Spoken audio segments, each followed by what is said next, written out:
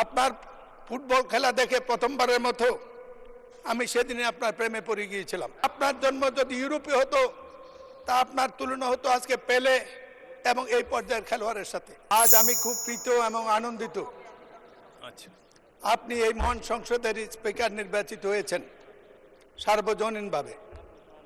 সেই জন্য সকল কৃতিত্ব আল্লাহ পাককে দিয়ে আমাদের সংসদ নেতা জনাব তারেক রহমান এবং সম্মানিত সকল সংসদ সদস্যকে ধন্যবাদ জানাই।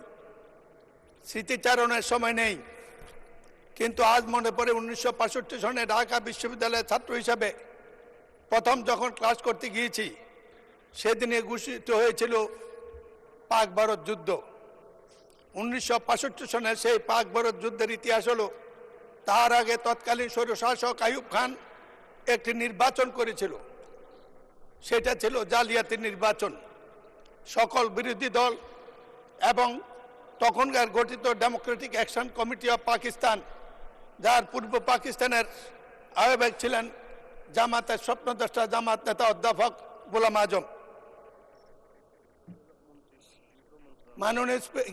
মাননীয় স্পিকার, সেই যুদ্ধ ঘোষিত হওয়ার পরে বিশ্ববিদ্যালয় বন্ধ হওয়ার আগে ঢাকা মাঠে খেলা দেখতে গিয়েছিলাম। আপনি তখন ওয়ান্ডার্স ক্লাবের খেলোয়াড়।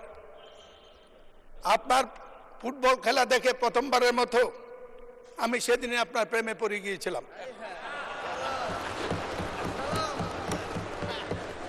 এই দেশটা যদি বাংলাদেশ বা পাকিস্তান না হতো, আপনার জন্ম যদি ইউরোপে হতো তা আপনার তুলনা হতো আজকে পেলে এবং এই পর্যায়ের খেলোয়াড়ের সাথে। আপনি রাজনীতি ছিলেন না। 70-এর নির্বাচন আপনার বাবা ডক্টর আজহারউদ্দিন তৎকালীন আইয়ুবের স্বৈরশাসকের বিরুদ্ধে 70-এর নির্বাচনে এই ভোলা থেকে সংসদ সদস্য নির্বাচিত হয়েছিল।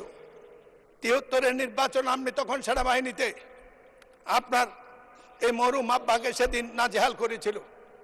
তখনই রাজনীতিতে আপনার আকাঙ্ক্ষা ঘু করে মানুষের এই সংসদে জাতি জানে না যে কজন বীর বাঙালি মুক্তিযুদ্ধের শুরুতে শহীদ জিয়ার আহ্বানের পরে আপনারা ক্যান্টনমেন্ট ভঙ্গ করে প্রতিপক্ষ পাকিস্তানি কমান্ডারকে নিহত আহত করে সোলজার নিয়ে সরাসরি মুক্তিযুদ্ধে অংশগ্রহণ করেছেন। শোনেন, এর পরবর্তী পর্যায়ে রাজনীতিতে আসার জন্য প্রথম দিন জন্য আপনি আকাঙ্ক্ষা ব্যক্ত করেন। পূর্ণ স্মৃতির কারণে ও মোহামেডান ক্লাবের কর্মকর্তা হিসাবে আপনাকে নিয়ে প্রথম রাজনৈতিক নেতাদের কাছে যাওয়ার পরে আমাকে সেদিন অভিনন্দন জানিয়েছিল, এই রত্ন তুমি কোথায় পেলে? আজ আমি প্রশ্ন করতে চাই জনাব তারেক রহমানকে, এই রত্ন তিনি কোথায় খেতে পেলেন?